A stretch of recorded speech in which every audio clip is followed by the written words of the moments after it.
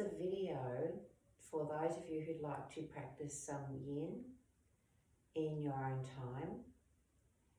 So I'm going to cover maybe about 7 postures, and these postures will focus on various areas of the body, such as the spine and the hamstrings and the quadriceps. Just keep in mind that yin is stimulating fascia.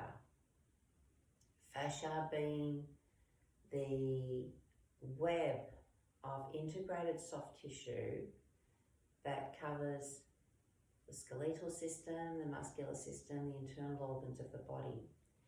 It grows into tendons, so it covers the muscles and then grows into tendons. Tendons attach the muscles to the bone. So we work specifically with joints, where the fascia turns into tendons, turns into joint capsules, turns into cartilage, and helps support the joints. So to do these yin postures, we usually focus in on the joints. And I'll talk a little bit more about it as we go through it. With this video, I'm going to do a posture, but not hold it for the length of time that we usually would. So the way I suggest that you use this video is to maybe watch it through and then look at how I'm doing it. But remember that you don't have to do it exactly the same. Well, you won't be doing exactly the same because this is my body and you've got your body. But I'm just giving a demonstration to give you an idea and to talk you through various props that you might need. So I won't be holding the postures for even a minute, but the suggestion with yin is that you hold the postures for 1 minute or more. Now, if you enjoy the posture and you feel like it's really helping you, you can hold it for 10, 15 minutes if you've got the time. So with this video, I suggest that you have a look at it, pick out the ones that you think would be good for you, use the help of the video to get into those postures, and then press stop, press pause or something, and then hold them for as long as you want to. And remember that we always do 1 minute rebound after we've done a yin posture, and that's just as important as doing the posture, because in that rebound, that's when the fascia gets reintegrated back into the system and it's rehydrated and it's finding its way back. And it needs that minute of rest to do that. So just keep that in mind. I will remind you that as we go on. And just before we start, I just wanted to show you a couple of the props that I think are good to use. This bolster is very good. So if you could, if you're serious about yin, I would really suggest that you buy one of these bolsters. And the other thing that I've spoken about quite a few times is having a pile of blankets or firm cushions, or a soft cushion if you need a soft cushion for your head. I usually have about 3 blankets ready, and they're folded in different ways. So I can have that as a flat blanket for a little bit of support. I can have it as a little bit of a higher support if I need it. And then I've got all 3 blankets together if I need really high support. And the other thing that I think is good to have when you're doing yin is some kind of strap or band. I like these rubbery bands because I like having a bit of stretch, but some people just like to have a belt or a scarf or something like that. So just have them nearby. So we're going to start off with 2 postures that I think are really important for stimulating the fascia along the spine. And we're talking about this, when I talk about the spine, I mean from the base of the skull. You might even have a feel that bottom part of your skull. You often hold a lot of tension there, and the fascia is quite thick around the base of the skull there. And then all the way through all the joints, all the vertebrae, this is stimulating all the vertebrae right down to the sacrum and perhaps even beyond. Now the first one that we're going to do is the butterfly, and that works mainly on this area of fascia across the lumbar spine and the sacrum area. There's a lot of fascia that goes into a triangular shape, kind of like that, and it's quite thick. And when we do this posture, we're really stimulating that. But having said that, for those of you who've been doing this for a while, you might realise that the different shapes we make with our spine when we're doing the butterfly can affect the fascia across the shoulders and the upper back as well. So I always do this, and I think it's a really good one to do. So I'm going to get my prop. So for this one, I just use just stood on my cat. Sorry guys. I use a blanket that's folded around about that thick. Placing that down. And just sitting, I might go sideways so you can see. Just sitting with my sit bones on that. So if I sit with my legs crossed, you'll see that my sit bones, I hope you can see, are just on the edge of the blanket, and it kind of tilts my pelvis forward. Now if I was to sit right back on this, I kind of collapse into my lower back. So the more forward I come, the more my pelvis is tilted. You might like to do this without a prop. Remember that these are just suggestions, and I think it's really good if you try different things and trusting yourself, trusting your body and asking your body what it needs. Just because I'm using a prop, it doesn't mean that you would use one. So the butterfly is with the soles of the feet together and the knees falling out to the side. Now, I don't mind my knees just hovering in midair. I quite like that because I feel like that puts more pressure on my groin and the fascia around my groin. So even though this is primarily for the fascia of the spine, it's also, there's a secondary action happening. If you don't like your legs hovering in midair, pop something under them, roll up blanket or a couple of bolsters if you've got them. And then we just start to take our torso forward.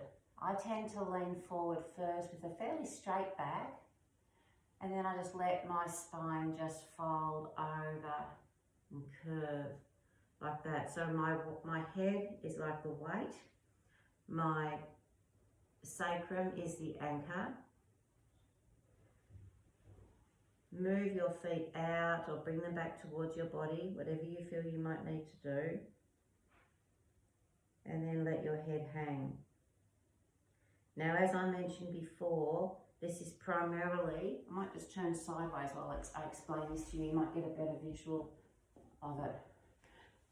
This is primarily for the fascia here, at the base of the spine, but as you curve your spine over, you might find that if you bring one arm forward, you might feel a stimulation in one other part of your upper back or the other arm, or you might want to bring your arms behind you. You might want to really let your head drop. You might want to hold onto your feet and apply gentle pulling, so you're actually drawing your head closer to your feet. You might want to do something with your arms or forearms and push your knees apart a little bit more. So there's just a few options for that one.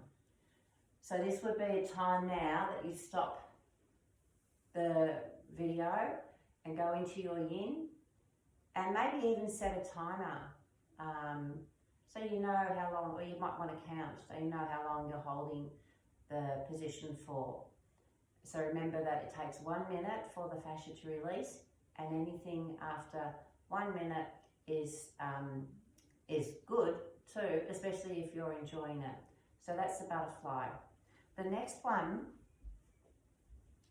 for the spine is one that we've done every week. So if you've been coming regularly, this will be familiar to you.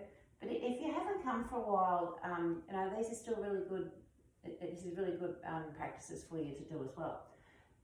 So we come into this position and we're going to Shashankasan, which is the pose of the child, which looks something like this.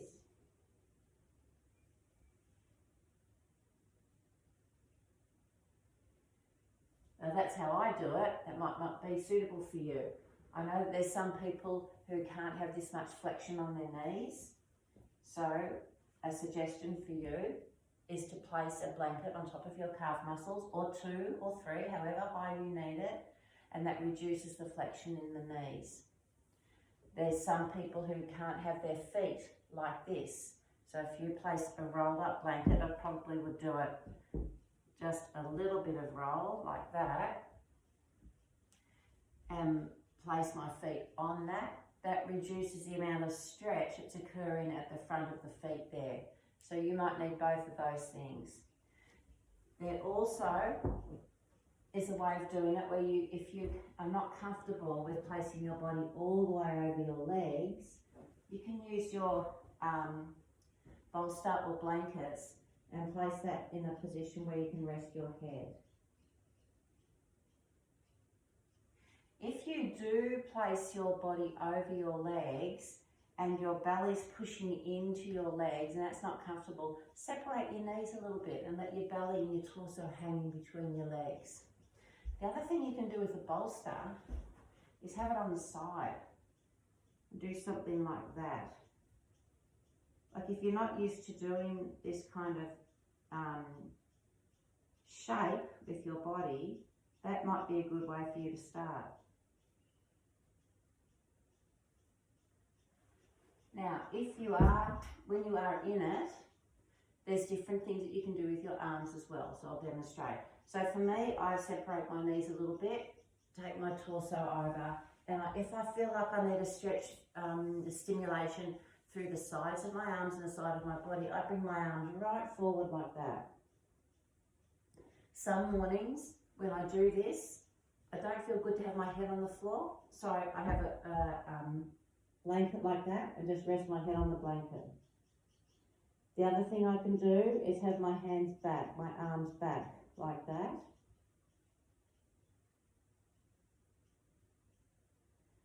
The other thing is to hold on to one wrist and have your hands and arms behind your back. So they're just a few suggestions. Make sure in this one that you really are comfortable, because this is actually a restorative pose as well. I guess all yin, in a way, does have an element of restorative yoga in it. But I think that Shashankasan, this one, which is called Shashankasan or Pose of the Child, really has that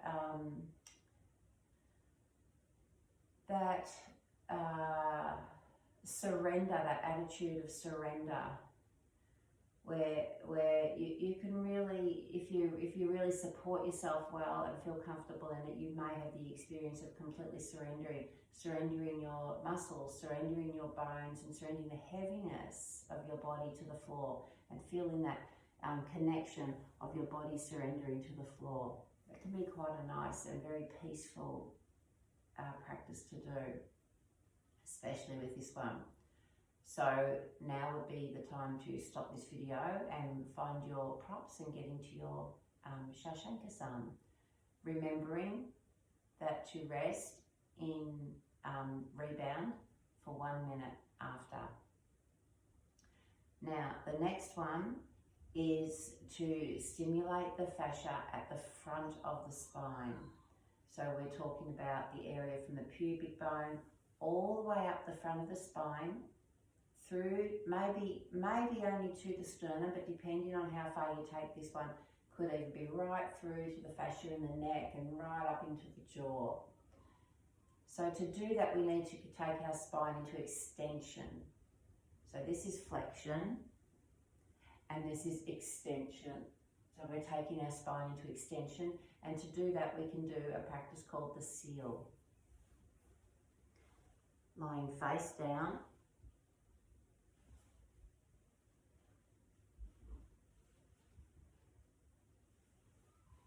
And we take our hands out far away from the body.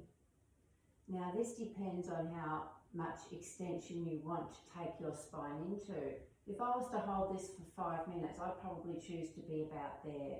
Some of you may have your hands closer to your body, like that. Some may have them even further away. Now remember what I said, this is to stimulate the fascia at the front of the spine. So you can see the front of my spine is now in a lengthened position. The back of the spine is in a shortened position.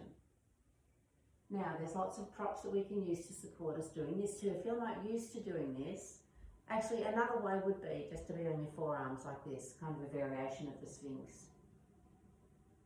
Now, what I mentioned before, sorry, I'm a bit all over the place with this one, but what I mentioned before is that if you want the stimulation from your pubic bone to your sternum, you would be in a position something like this. If you wanted to bring that stimulation from your sternum right up into your jaw, if your neck will accommodate it, you can tilt your head back. And that starts to bring the stimulation right up into the throat and into the jaw. Now, for those of you who can't stay in that position for 1 minute, it's too much on your back, or if you haven't done this before, gather your props, perhaps a bolster or a pile of blankets, and they can take the weight.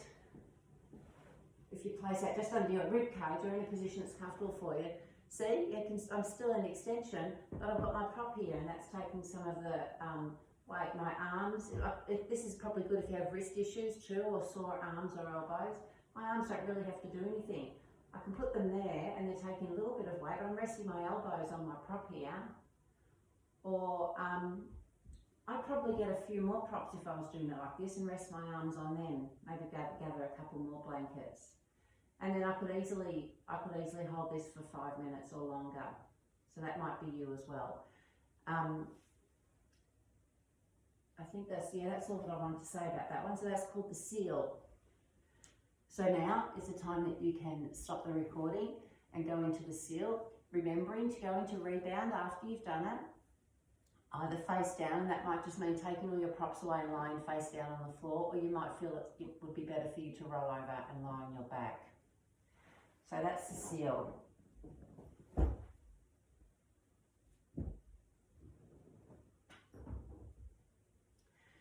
The next one we're going to do is one to stimulate the fascia in the hamstrings.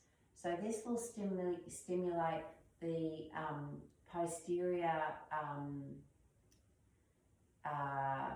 where the buttocks are, where the buttocks meet the hamstrings, and the backs of the knees, and also the ankles. So working on those 3 joints. This can be a really relaxing one, and there's lots of variations. This is where you might need your strap.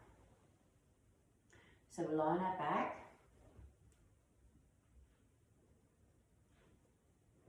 Now you can do one leg at a time or do both. I might demonstrate with one leg. So I'm bringing that leg up. When I take my leg from here, say a bent position, bring it off the floor and straighten it, I'm starting to lengthen through my hamstrings and my calf muscles.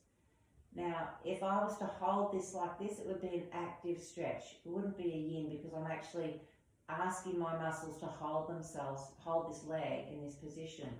So this is why we use a strap or a flexi strap like I've got in yin, and we bring that up around the foot.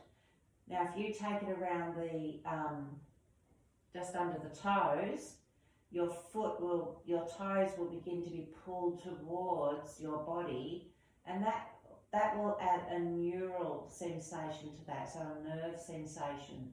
If you don't like that, just bring the strap to your heel, and you might like to explore both of these variations. And we're just gently applying some pressure, so the muscles aren't active. It's my hands pulling on this strap that's beginning to apply some tension. So there's stimulation at the back of my knee, at my Achilles, and at the bottom of the pelvis there. Now, a couple of things to mention. If you're doing one leg and it's too intense, try bending the other leg. That might feel a little bit more pleasant for you. Be aware of what's happening with your head. I notice that my head tends to want to go like that, so I'm trying to keep my upper back in contact with the floor as well. If this is something that isn't pleasant for you, you might like to do this against a wall with both feet up against the wall. So backing your bottom to the side of the wall, and then just resting both legs up the wall, and that the wall is taking the weight of the legs. Then you're not using your muscles to activate and hold the legs, and you can do both legs at the same time. So if you kind of go sideways to the wall and then swing your legs up onto the wall and find your position of comfort, this is a good way to do this as well. The other way is to do what I've just done now, is to have both legs in my strap. Now for me, I'm starting to feel like I can relax into this now, so I can apply a little bit more pressure, a little bit more pull, and that gives me a stronger stimulation. So, you know, for some of you, you may have your legs there. That might be enough stimulation for you. Remember that these are only suggestions, and I'm just suggesting the way that works for my body, but there's variations of how much stimulation you want in your hamstrings. And I think that's all that I wanted to say about that one. I think that this is a nice one to do because we're actually taking our legs up into the air, which is it's a secondary aspect of this posture is that the lymphatic fluid drains down the legs, and it's quite a nice one to do if your legs are feeling weary, if you've driven a lot or if you've stood a lot. It's quite nice to have your legs elevated, and that stimulation of the lymphatic fluid moving down the legs and draining into the lymphatic vessels and ducts can be quite energizing, and it's good to drain the lymphatic fluid away from the feet and the ankles. So you can stop the video now if you want to do that one. Remember, rebound afterwards, either lying in Shavasana on your back or lying face down. And trying not to move the body too much in your stimulation and in your rebound. So I know sometimes when we come out of doing a Yin Yoga posture, you can feel a bit like you want to do a counter stretch. And if you really feel you need to do that, then of course do it if your body's screaming out for it. But if not, see if it's just like a tingling sensation or maybe some low level pain. Try to stay through that, because it's best if we don't stimulate the body too much after we've been in a yin, and that's why rebound's important, to lie and rebound for 1 minute and just keep still. Having said that, when I do the butterfly one that we talked about at the start, like this, and then I go into rebound, my lower back on some mornings really aches, and I do have to do like move my body in some way to ease that pain, so I can go into my rebound. So why I'm saying that is that if the sensation is too strong for you, then do something about it to help ease the discomfort, and then go into rebound. So the next one is the toe squat, which I know that most people don't like, but I've heard so many positive comments from people after they come out of it that I really like to teach this one. So it's simply a squat like this, and we're stimulating the fascia at the back of the underneath the foot, the sole of the foot. If you've ever had fascia tendonitis, or you know anyone who has, you'll realise that it's actually a really painful condition. So it's good to keep this healthy, and this is what Yin does. It keeps the soft tissue healthy. It's kind of like a maintenance program. So this is the squat. It looks something like this. I could probably stay like this for 5 minutes, but I'd probably be pretty uncomfortable after a couple of minutes. So the suggestion here is to, if you've got a yoga mat, you might want to roll up your yoga mat and place it under your heels, or I've rolled up my blanket and I could place that under my heels like that. That gives me a much more solid base. I could stay here for 5 minutes now. And if I want to intensify it, I can actually lift my heels off a little bit during that 5 minutes, or however long I'm going to hold it for. I can lift my heels off, and then when I've had enough stimulation, I can bring them back. So I think that's okay in Yin, to increase the stimulation. If it's too much, bring it back. The other thing you can do if you've got a bolster, this is why I think bolsters are really good if you're serious about yin, is you can place that, maybe I'll go sideways. You can place that at an angle and rest your head on it. So there's my heels on the blanket and the bolster's sideways. I can just kind of rest like that on it if I want to.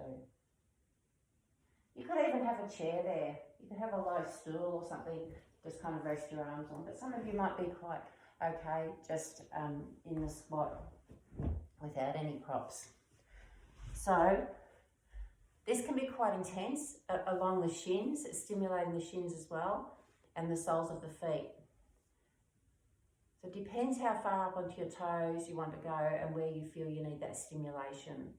Maybe even starting off just with 1 minute if you haven't done this before. It might be good for the first time just to do it for a minute. And then when you finish, coming into your rebound, which is usually quite a sweet kind of what they call exquisite pain. When you come out of it, you might feel a very deep stimulation in the soles of your feet and your toes. So you might want to give yourself longer than a minute's rebound for that one. So now's the time to turn off the video if you want to go into the toe squat. The next one we're going to do is for the quadriceps, so the thigh muscles. And this is one of my favourites because I feel like I can really get into a nice comfortable position and at the same time providing stimulation to my quadriceps. So I'll just demonstrate one side, but remember you've got two, so to go on to two sides. So we start off, we'll start off, I just have to move Roz out of the way, I think. We start off lying face down.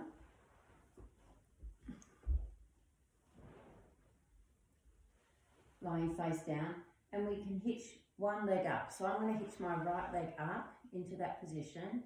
My left leg is still straight, and I'm going to stimulate my left quadricep first. So we do that by bending the leg, reaching behind with the opposite hand, if you can reach it, and then bringing that foot, the heel, towards the buttock. Now this might take quite a bit of practice to find where you need your stimulation. If you can't reach your foot, use your scarf or belt or band or whatever you've got to bring that foot towards the buttock. Now, padding and props are very good here.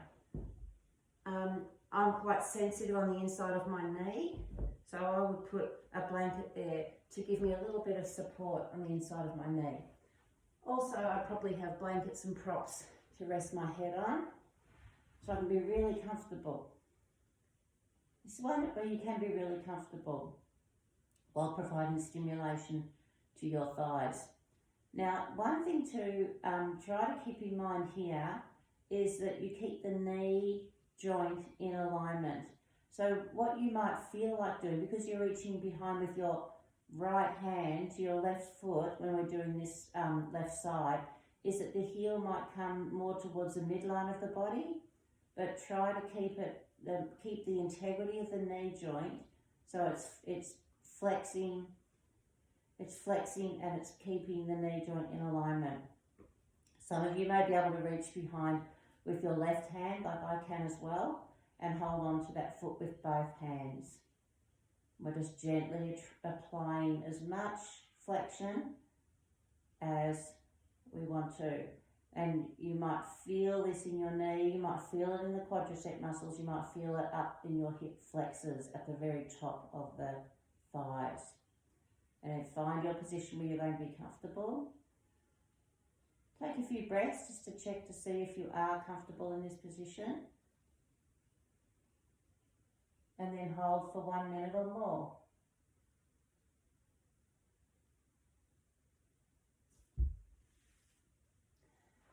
Now, if you feel that you're not getting enough stretch, you can walk that left leg out a little bit away from the right leg and that'll probably give you more stretch in your, or more stimulation in your thighs, in your thigh quadriceps. Okay, so you can switch off the video now if you want to go into, it's called the cat's tail. I like the name of it too. Okay, so you can switch the video off now if you want to go into that. And the next one we'll do is moving from the quadriceps into the hip flexors. This one you'll probably will need quite a few props for it because it's asking a lot of the body. I'm setting mine up already like this. I've got a stack of blankets there. The hip flexors are about here. They kind of go in towards the groin and right up around under this front part of your hip here. And they are, if you were to, say if I was to bend that leg, I can push into them and I can actually feel them. They're quite sinewy and they are, like, you know, tendony and tender as well. If you have a massage in your hip flexors, you really know all about it. So to do the hip flexor stimulation, and I'm going to stimulate my right hip flexors, I'm going to step forward with my left foot, walk the right knee back a bit. I'm using my props to rest on, and then starting to lower and take myself into a lunge. Now I've actually got my props in the wrong position here, so I'm going to move them so I can rest my left buttock on them. That's just the right height for me. And you can see that this is in a lengthened position. And I could probably hold that for maybe 3 or 4 minutes. Now, the amount of stimulation you want on your right hip flexor depends on where you have your torso. So if you have your torso down like that, that's taking less pressure off the hip flexors. So if that's enough for you, you might want to even have your hands on the floor and be in this position. If you feel you're not getting enough stimulation on the hip flexors, you can bring your torso up and maybe even back and maybe even towards the left side. So hopefully you can see what I mean. These are in a lengthened position. When I take my torso down, they go into a more shortened position. When I bring my torso up, they're back in a lengthened position. When I bring my torso back, they're getting even longer. And when I turn my torso to the left, I'm kind of taking the hip flexors into almost like a gentle kind of diagonal twist.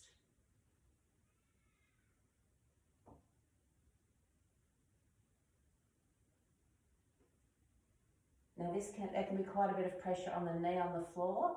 So if you've got knee issues, you might like to put some padding under that knee. I'm also finding that my left foot wants to slide forward, so I probably put my yoga mat down there that's got a bit of grip on it to stop my left foot sliding forward. So make sure you do both legs and coming into Shavasana or lying face down on the floor for your rebound. And you can switch the video off now if you want to go into the hip flexor stretch. Now, we haven't done any upper body. Oh, well, we have, I guess, when we did the extension of the front of the spine. But there is one that I think is a good one to do, which works into the this area of the body where the pectorals kind of meet the underarm. And that's, I think, is an excellent one to do for people who spend a lot of time at a computer, a lot of time driving, because when we do that, our pectoral muscles here tend to be in a shortened position for a long period of time. In fact, anything that you're doing where you're working at the front of your body, pectoral muscles remain shortened. And they might not get a chance very often to be lengthened, like going into something like that. So this is a nice one to do for that. So we do this by lying face down. and bringing one arm out to the side. I'm just working out which is the best side to demonstrate from. So I'm bringing my right arm out to the side, keeping my left elbow bent and just hand on the floor. And I'm going to roll onto my right side.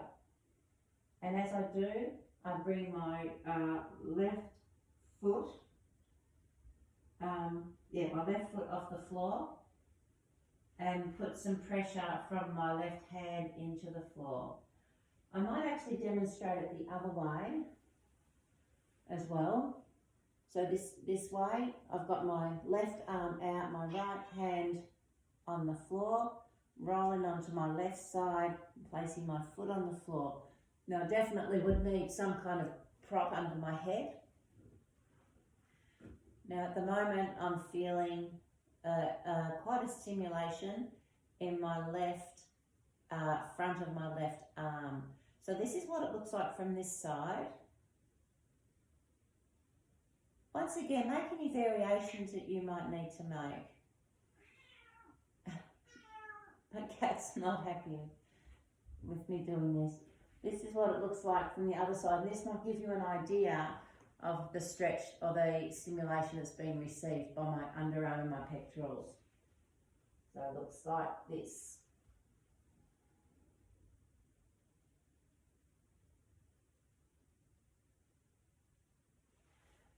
It's quite an extreme one.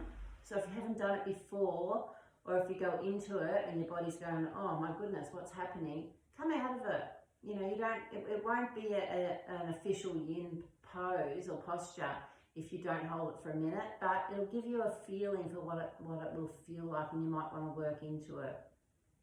Sometimes when our body is used to being in a shortened position, as I mentioned, if you drive a lot or spend a lot of time on a computer, when you are requesting those muscles that are used to being in a shortened position and asking them to come into a lengthened position, they kind of go into shock a little bit, and sometimes you might feel a little bit nauseous, or you might just feel a little bit icky, a bit headachy, because there's toxins that accumulate in muscles and joints that aren't stretched very often.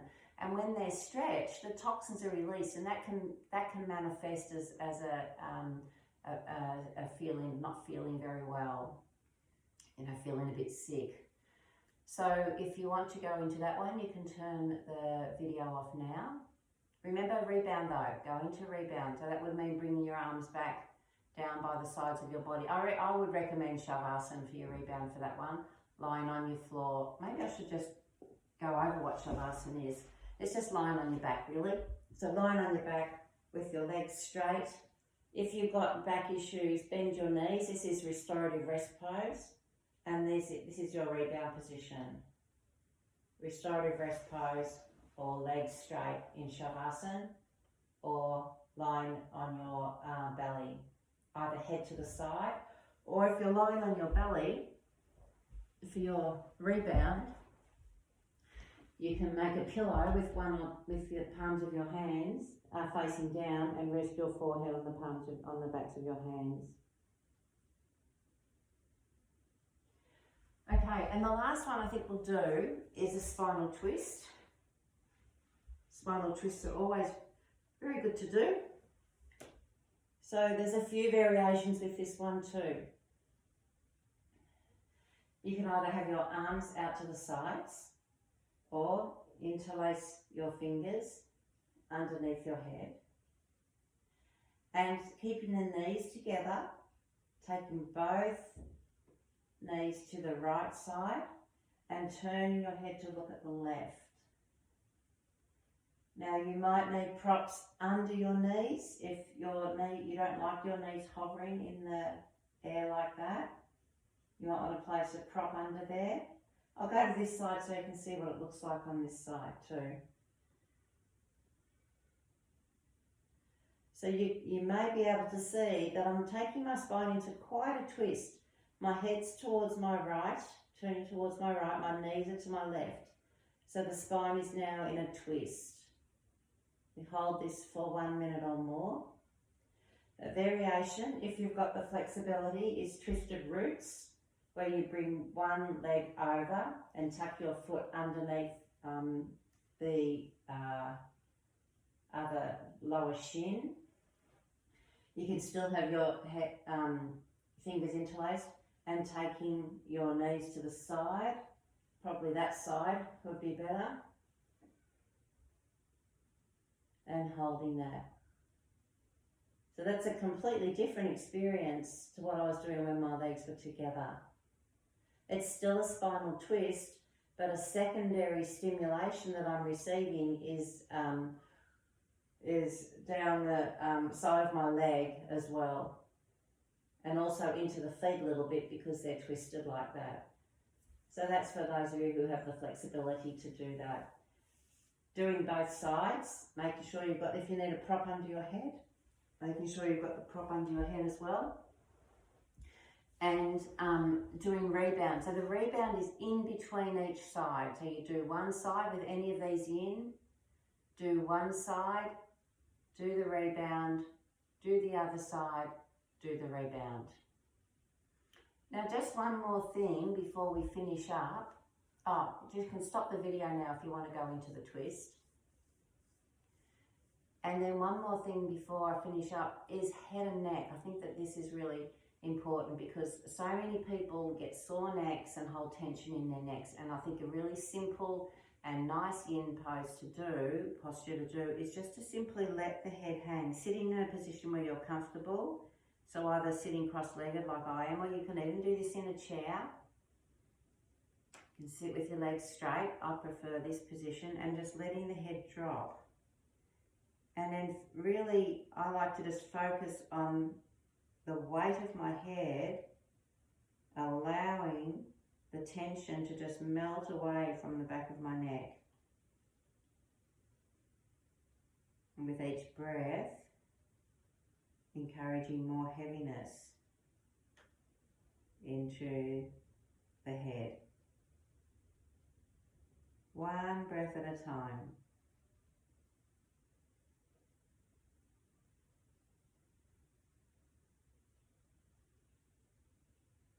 This could even turn into a variation of butterfly. Maybe bring your arms forward and curving the shoulders towards the floor a little bit.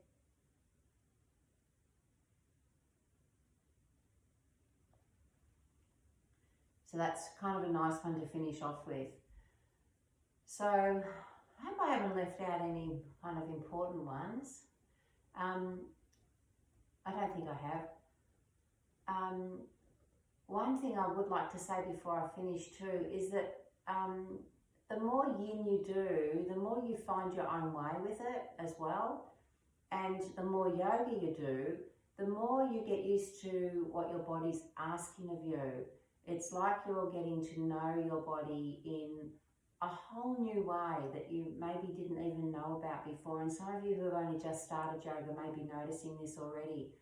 But I think it's really important to follow your intuition and follow the guidance of your body, especially in yin. If you find that what I've suggested doesn't feel good, then discontinue that or make an adaptation. I've made so many adaptations to yin over the years since I've been doing it that I know what my body really likes and what my body really needs, and when I need to push my body and when I need to back off.